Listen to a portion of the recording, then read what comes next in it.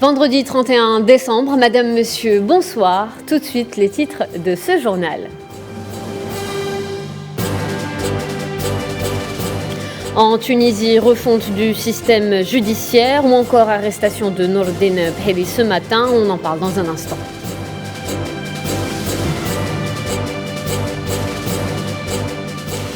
Au Mali, cérémonie de clôture des assises nationales. Quelles ont été les recommandations dévoilées lors de ce dialogue national? Élément de réponse dans ce journal.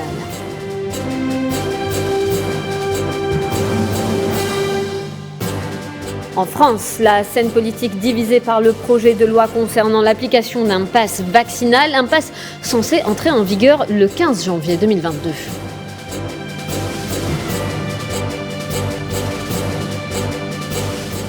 Économie en Algérie, le Premier ministre estime que le rapport de la Banque mondiale contrastait avec de récents rapports élaborés par cette même institution et d'autres institutions internationales.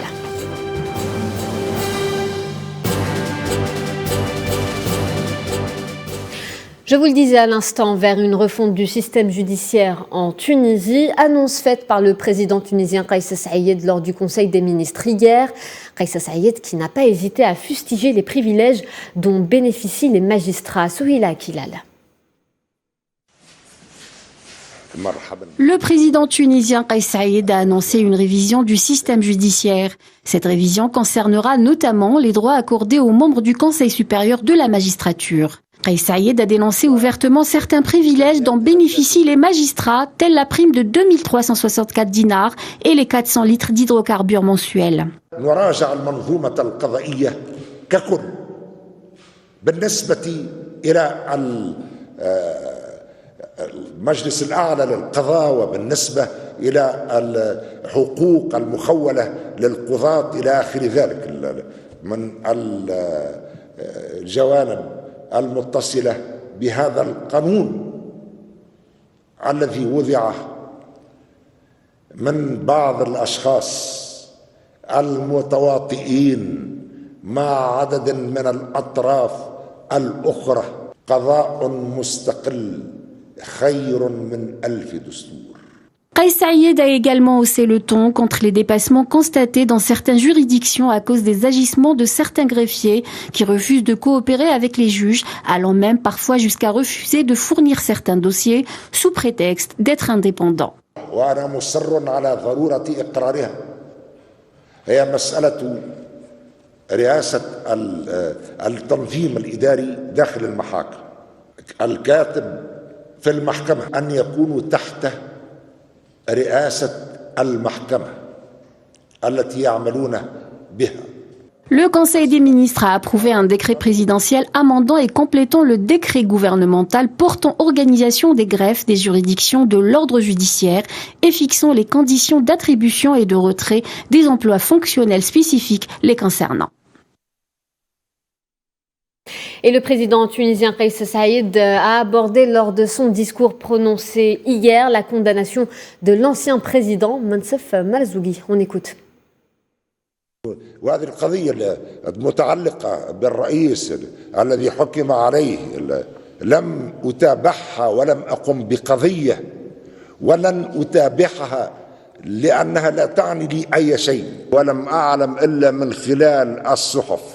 كان يعتقد أنني أفكر كما يفكر ولكن لسنا مرة أخرى لا من نفس العالم ولا من نفس الكوكب.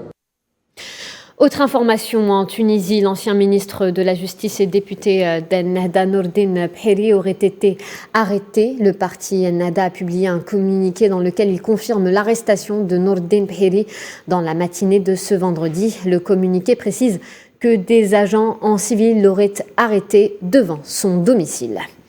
Et direction la Libye, après un doute de courte durée sur le maintien ou pas du président intérimaire Abdelhamid Dbeiba au pouvoir, le suspense est levé. Le conseil du gouvernement qu'il vient de présider marque son retour officiellement, lui qui avait quitté son poste pour briguer les présidentielles retardées. Leïla Gertal. Le Premier ministre intérimaire Abdelhamid Dbeiba vient en effet de présider un conseil du gouvernement marquant son retour officiel à son poste, après avoir pris congé de ses fonctions pour briguer la présidentielle avortée. Pour marquer son retour et envoyer un message fort à ses détracteurs, le Premier ministre Dbeibah a entamé son Conseil des ministres par des critiques, une sorte de mise au point sur les présidentielles qui n'ont pas pu avoir lieu. La situation politique critique a-t-il commencé par rappeler, allusion faite à l'impossibilité de tenir ces élections pour la Libye. Le Premier ministre, très critiqué, a défendu son bilan. Nous avons œuvré pour rétablir la sécurité et soutenir la stabilité, dira-t-il, tout en exhortant ses ministres à se préparer, je cite, pour une relance économique forte en 2022. Abdelhamid Dbeibah semble ignorer les voix contestant son maintien à la tête du gouvernement et semble davantage déterminé à poursuivre son travail au sein du gouvernement. Ce gouvernement de transition basé à Tripoli se retrouve très fragilisé puisque théoriquement, son mandat devait prendre fin le 24 décembre, date des élections reportées. Depuis, le Parlement de Tobruk basé à l'ouest examine la possibilité d'un remaniement gouvernemental, donc d'un éventuel départ de Dbeibah et de ses ministres, lui qui s'était engagé à ne pas briguer la présidentielle lors de sa désignation à l'intérim du gouvernement. La contestation ne touche pas seulement la personne du Premier ministre, mais atteint également son exécutif impliqué dans des démêlés avec la justice. 2 de ses ministres, en l'occurrence celui de la culture et celui de l'éducation, sont accusés successivement de corruption et de négligence. Bref, Dbeibah remet sa casquette de chef du gouvernement après une courte expérience comme candidat à la présidentielle, une parenthèse très vite refermée, dénotant d'un opportunisme politique très révélateur de la situation critique qu'il a lui-même dénoncée. Et s'il a cédé pour la candidature à la présidentielle, il semble en revanche au moins disposé à lâcher le siège de Premier ministre dont le mandat a déjà expiré. Direction le Mali, au Centre international de conférence de Bamako, où la cérémonie de clôture des assises nationales s'est déroulée hier. Comme lors de l'ouverture le 11 décembre dernier, c'est le président de la transition de Assimi Goïta qui a présidé cette séance. Il y a dévoilé les recommandations de ce dialogue national. Les communes, les cercles, les régions, le district de Bamako ainsi que la diaspora étaient présentes. Plus de détails avec Tinian Makassi. Les travaux des Assises nationales maliennes pour la refonte se sont achevés jeudi, après près d'un mois de consultation nationale. Les quelques 1600 participants à cette dernière phase, divisée en 4 groupes de travail et encadrés par des experts, ont débattu de plusieurs thématiques, dont la politique institutionnelle et sécuritaire. Parmi les recommandations de ces travaux, proroger la transition de 6 mois à 5 ans, ainsi que la recomposition du Conseil national de transition, en plus de la création d'un organe unique de gestion des élections. Autre recommandation phare de ces assises, la relecture de l'accord d'Alger et l'accélération de sa mise en œuvre. En outre, ils se sont accordés sur l'élaboration d'une nouvelle constitution avec un nombre réduit d'institutions. En outre, ils se sont accordés sur l'élaboration d'une nouvelle constitution avec un nombre réduit d'institutions, aux côtés de la mise en place d'un mécanisme constitutionnel de destitution du président de la République en cas de forfaiture, mais aussi à la création d'un Sénat et d'une Cour des comptes. D'autres recommandations liées à la vie politique malienne ont également été préconisées par les participants. À titre d'exemple, la réduction du nombre de partis politiques par une relecture de la charte de ces derniers. Pour rappel, ont participé à ce dialogue national autorités morales, religieuses et coutumières, syndicats, société civile, partis politiques et diaspora. Les débats, quant à eux, ont tourné autour de 13 thématiques principales, dont plus de 725 communes et 51 cercles. Au Mali, toujours, le bilan de l'attaque complexe à l'engin explosif improvisé s'est alourdi. Il est passé à 8 soldats tués. Cette attaque a été tendue mercredi par des individus armés contre une unité des forces armées maliennes en opération dans la zone de Guiré, région de Nara, dans le nord-ouest du pays. En Éthiopie, des dizaines de civils ont été tués la semaine dernière au cours de frappes aériennes dans la région en guerre du Tigré, dans le nord du pays. C'est ce qu'a annoncé l'Agence de l'ONU pour les affaires humanitaires. Le Bureau de la coordination des affaires humanitaires des Nations Unies ajoute que des frappes aériennes effectuées entre les 19 et 24 décembre ont provoqué des pertes civiles massives avec des dizaines de personnes qui auraient été tuées, ce qui en fait la série d'attaques aériennes la plus intense et les plus lourdes pertes signalées depuis octobre. Dans le dossier santé, 395 nouveaux cas confirmés de Covid-19, 230 guérisons et 5 décès ont été enregistrés ces dernières 24 heures en Algérie, selon le bilan du ministère de la Santé. Par ailleurs, l'Institut Pasteur a annoncé la détection de 12 nouveaux cas du variant Omicron hier, ce qui porte le total de cas d'Omicron en Algérie à 16.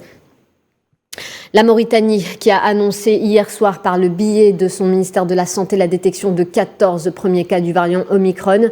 Le ministre a expliqué que les autorités de son pays ont décidé de restaurer les mesures de précaution, notamment en empêchant les rassemblements afin d'éviter la propagation du nouveau variant.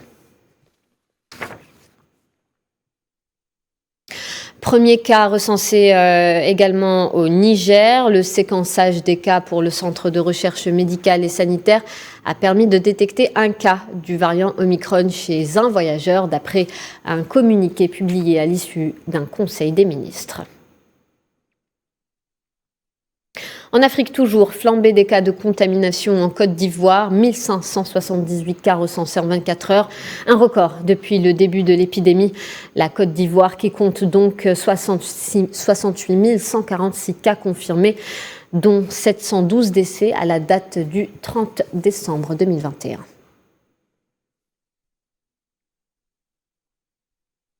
L'Europe frappée de plein fouet par le nombre record de contaminations, c'est le Danemark qui détient le taux d'incidence le plus élevé dans le continent. Le pays a dépassé pour la première fois les 100 000 contaminations en une seule semaine. Un habitant sur 60 a été testé positif lors des 7 derniers jours. En Grèce et en Espagne, on frôle les 100 000 contaminations par jour, tandis qu'au Royaume-Uni et en Italie, c'est la pénurie de tests antigéniques. À quelques heures des fêtes du Nouvel An, les populations se sont ruées ces derniers jours sur les centres de dépistage, occasionnant un manque considérable. Et puis, c'est aujourd'hui au Canada qu'entrent en vigueur les nouvelles mesures sanitaires concernant les réunions des fêtes au Québec. Ces nouvelles restrictions interviennent au moment où des contaminations records dues à la propagation fulgurante du variant Omicron sont recensées. Les détails avec Amel Amizenzitouni. 14 180 nouveaux cas en 24 heures, 9 décès et 135 hospitalisations supplémentaires. C'est le bilan enregistré jeudi au Québec. Les habitants de cette région francophone du pays sont désormais appelés à ne pas quitter leur résidence pour des raisons non essentielles de 22h à 5h du matin, et ce, à compter de vendredi soir. Les policiers seront à l'afflux et pourraient demander aux citoyens de justifier leur déplacement durant les heures du couvre-feu. Ceux pris en faute seront passibles d'amende de 1 000 à 6 000 $ canadiens. Les regroupements dans les domiciles privés sont désormais limités à 6. Cette règle s'applique également aux tablés des restaurants de la province à compter de dimanche. Seule exception aux nouvelles règles sanitaires, les réceptions de mariage et les funérailles où sont autorisées au plus 25 personnes. Le gouvernement suggère aux Québécois âgés de 60 ans et plus de rester à la maison le plus souvent possible. Le retour en classe en présentiel dans les écoles et universités est repoussé au 17 janvier. Les cours pourront toutefois recommencer à la date prévue à distance. Le port du masque, le lavage des mains et la distanciation sociale à 2 mètres sont également encouragés. Devant la flambée épidémique attribuée au variant Omicron, d'autres mesures pour freiner la propagation de la nouvelle souche ne sont pas à exclure. Les Québécois célébrant la nouvelle année d'une façon bien différente de celle qu'ils espéraient. Nous le disions en titre, en France, la scène politique divisée par le projet de loi du gouvernement concernant l'application d'un pass vaccinal. Le pass devrait entrer en vigueur le 15 janvier, malgré les vives protestations des partis d'opposition. Safouane Ben Sabri. Débat houleux au sein de l'Assemblée nationale, accusation de restriction de liberté, menace de mort, le pass vaccinal divise plus que jamais le paysage politique français. Des partis qui sont traditionnellement en désaccord s'opposent frontalement à l'application d'un pass vaccinal aux citoyens français. La France insoumise, le Rassemblement national et Éric Zemmour font front commun contre les mesures sanitaires du gouvernement. À droite, la leader des Républicains, Valérie Pécresse, pointe du doigt l'impréparation du gouvernement. Elle exige des mesures supplémentaires telles que la gratuité des tests. À l'extrême droite, le refus du pass vaccinal est aussi brutal qu'il l'avait été pour le pass sanitaire. Pour Marine Le Pen comme pour Éric Zemmour, toute forme de pass est considérée comme une restriction des libertés fondamentales. À l'Assemblée, les députés opposés au texte appuient leurs propos à l'aide d'une pétition qui dit non au pass vaccinal et non à la discrimination des Français. La pétition en question a déjà réuni plus de 800 000 signatures. La position du gouvernement, quant à elle, est délicate, accusée de porter atteinte aux libertés individuelles, au point où des députés de la majorité font l'objet de menaces de mort, comme l'a déclaré Patricia Miralles, députée de La République En Marche. Depuis la première loi sur le pass sanitaire, je dois être à une trentaine de menaces de mort, de décapitation. Ce n'est pas rassurant, surtout qu'il y a des passages à l'acte. Une chose est sûre, le pass vaccinal divise les rangs et crée des alliances improbables dans une scène politique française déjà polarisée. Et dans le reste de l'actualité internationale, les deux chefs d'État, Vladimir Poutine et Joe Biden, ont eu un entretien téléphonique de 50 minutes au cours duquel les deux dirigeants sont revenus, bien évidemment, sur le dossier ukrainien et les récentes tensions avec l'Occident. Amin Touta. Pour la deuxième fois en un mois, le président américain Joe Biden et son homologue russe Vladimir Poutine se sont entretenus par téléphone au sujet des récentes tensions entre Moscou et Washington suite au déploiement des forces russes près de la frontière ukrainienne, ainsi que les relations tendues avec l'alliance OTAN. Lors de l'entretien téléphonique, le chef d'État russe a estimé que d'éventuelles sanctions occidentales à l'encontre de la Russie seraient une erreur colossale. De son côté, la Maison-Blanche souligne que le président américain répondrait de façon résolue à toute opération militaire russe en Ukraine. Pour le Kremlin, l'élargissement de l'OTAN à l'est de l'Europe constituerait une menace existentielle pour la Russie et auquel le président russe n'a pas manqué d'exiger des garanties de sécurité. Toutefois, cet échange qui a duré 50 minutes prépare la prochaine étape de rencontre entre les deux parties le 10 janvier prochain à Genève. Une rencontre qui sera suivie 2 jours plus tard d'une réunion entre la Russie et l'OTAN et l'Organisation pour la sécurité et la coopération en Europe, un organisme dont fait partie les États-Unis.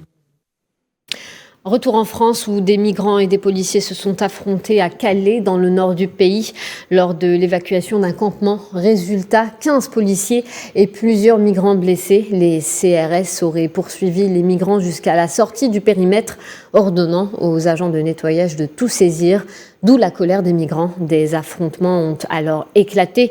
Ils auraient duré 1 heure. Dans à peine quelques heures, l'euro fêtera ses 20 ans. Les pièces et billets en euros ont été mis en circulation en Europe le 1er janvier 2002. Il y a 20 ans, des millions d'Européens dans 12 pays abandonnaient leur lire, leur franc et leur drachme pour la monnaie unique européenne.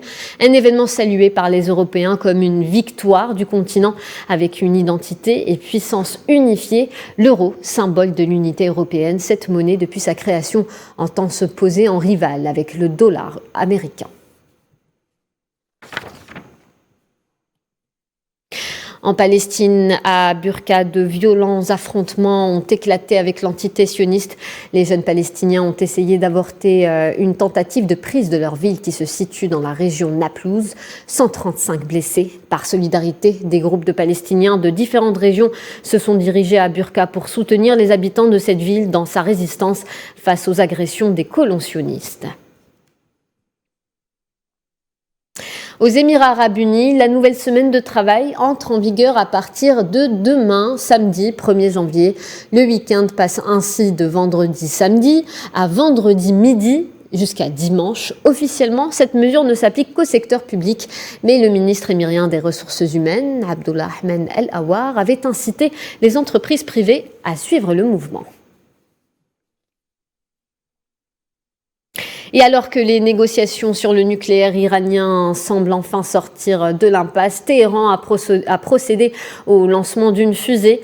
L'Iran a annoncé à la télévision avoir procédé avec succès au décollage de Simorgh, un lanceur de satellite qui devait envoyer 3 appareils de recherche dans l'espace. Les objectifs de recherche prévus pour ce lancement ont été atteints, selon Ahmed Hussein, le porte-parole de l'unité spatiale du ministère iranien de la Défense. Et aux États-Unis, l'État du Colorado en proie aux flammes. Près de 600 maisons ont été détruites par les incendies. Des dizaines de milliers de personnes ont été forcées d'évacuer et les incendies ne sont toujours pas maîtrisés, poussés par des vents violents atteignant les 180 km/h et une sécheresse record. En Afghanistan, le chef suprême des talibans, le Mollah Ibadullah Khanzaga, a ordonné à ses troupes de ne pas punir les fonctionnaires de l'ancien gouvernement afghan, selon des propos rapportés sur Twitter par un porte-parole des talibans. Je cite « Respectez mon amnistie et ne punissez pas les employés du précédent régime par leurs crimes du passé », fin de citation. C'est ce qu'il a déclaré mercredi soir à Kandahar. Ces déclarations interviennent après une vidéo largement partagée sur les réseaux sociaux dans laquelle on voit un ancien officier de l'armée être passé à tabac dans une cellule par 2 combattants talibans. Économie, retour au pays où le Premier ministre des Finances, Ayman Ben Abdelrahman, a estimé que le rapport de la Banque mondiale sur l'Algérie contrastait avec de récents rapports élaborés par cette même institution et d'autres institutions internationales, assurant que l'économie algérienne réalisait une croissance et des indicateurs positifs. Précision de Mohamed Wali Ben Chaben. Dans sa réponse sur le rapport de la Banque mondiale, le Premier ministre algérien, ministre des Finances, Ayman Ben Abdelrahman, affirme que l'Algérie répondra sur cette institution par la voie légale nécessaire. On va répondre par rapport aux points négatifs qui se trouvent dans ce rapport. Il existe des mécanismes et des procédures à prendre dans ce cas de figure. Certains médias ont exagéré dans l'analyse de la teneur du rapport présenté comme un document négatif. Mais en réalité, les faits sont là. Les institutions internationales ne doivent pas se contredire en l'espace d'1 ou 2 mois. Si vous revenez un peu en arrière, vous trouverez des rapports très positifs sur l'Algérie, même d'autres rapports jamais réalisés sur les plus grandes économies. Le Premier ministre algérien, ministre des Finances, assure qu'il faut éviter toute sensibilité avec ces institutions.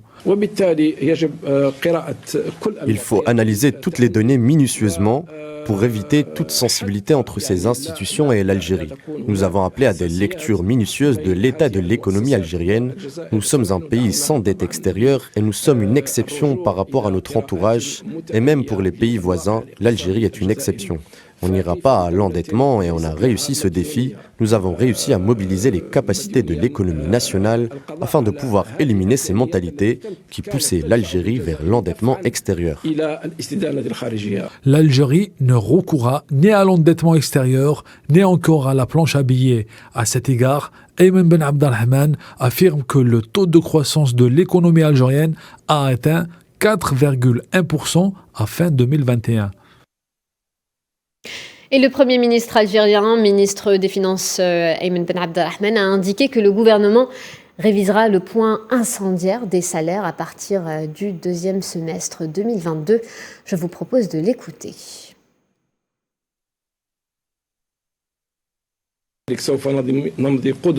Nous allons procéder à la révision du point indiciaire à partir du 2e semestre 2022. Nous avons introduit plusieurs mécanismes dans la loi de finances 2022 pour la révision du point indiciaire. La loi de finances 2022 prévoit également de nouvelles mesures qui garantissent l'amélioration du pouvoir d'achat des citoyens, notamment les salariés, et ce par l'allègement de la charge fiscale dans le cadre de la révision du barème de l'impôt sur les salaires à travers ce point indiciaire. On va parler technologie. L'Organisation mondiale de la propriété intellectuelle a publié son indice mondial de l'innovation 2021 qui évalue les niveaux d'innovation justement dans 126 économies en se basant sur plus de 80 critères allant de l'analyse des infrastructures du capital humain et matériel aux publications scientifiques et les avancées technologiques réalisées. Retour sur les principaux points de ce rapport avec Timen Merad.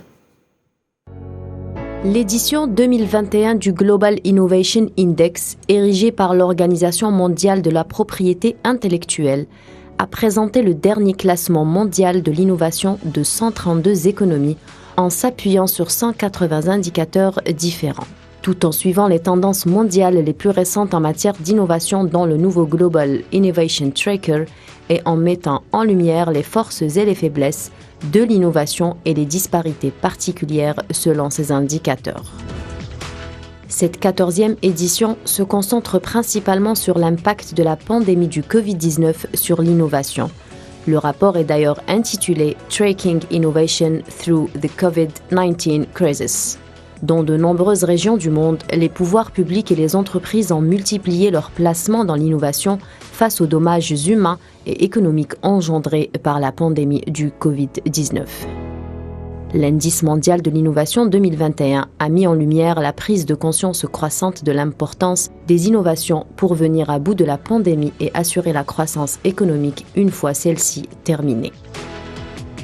L'indice mondial de l'innovation de cette année a démontré que malgré les effets considérables de la pandémie du Covid-19 sur les conditions de vie et les moyens de subsistance, beaucoup de secteurs ont remarquablement bien résisté, en particulier ceux qui ont misé sur la digitalisation, la technologie et l'innovation, comme l'affirme le directeur général de l'OMPI, Darren Tang. Alors que le monde entier cherche à se relever de la pandémie, nous savons que l'innovation est indispensable pour surmonter les difficultés auxquelles nous sommes tous confrontés et construire un avenir meilleur.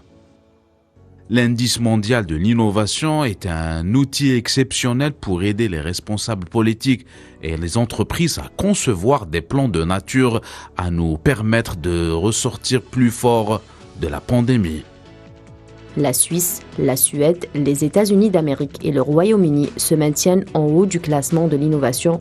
Ils sont dans le top 5. La République de Corée fait cette année son entrée parmi les 5 premières économies d'innovation.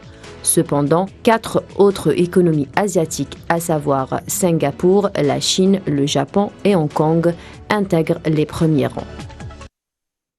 On va parler sport, football avant de se quitter. Sofiane Bendebka, testé positif. Ben Ayada et Tougaï retrouvent la sélection à quelques jours du début de la compétition continentale. Un nouveau cas de Covid-19 a été signalé au sein de la sélection algérienne. Il s'agit du milieu défensif Sofiane Bendebka. L'annonce a été faite aujourd'hui par son club saoudien Al-Fatah. Le joueur international devra désormais observer une étape de quarantaine avant de rejoindre la sélection nationale en préparation pour la CAN 2022. Quant au duo Mohamed Amin Tougaï et Houssine Ben Ayada, les deux défenseurs devraient rejoindre la sélection en stage à Doha après la période de rétablissement exigée par le protocole sanitaire. Voilà, c'est la fin de ce journal. Merci de votre attention. Tout de suite, un point météo avec Amel Amaziane Zitouni. Retrouvez Riyad Lahri pour votre premier journal télévisé 2022 demain à 13h. Quant à moi, je vous retrouve tout à l'heure à 22h30 pour une émission spéciale fin d'année. Nous ferons le point sur l'année écoulée 2021. D'ici là, passez une excellente soirée sur Al24 News et très bonne année à tous.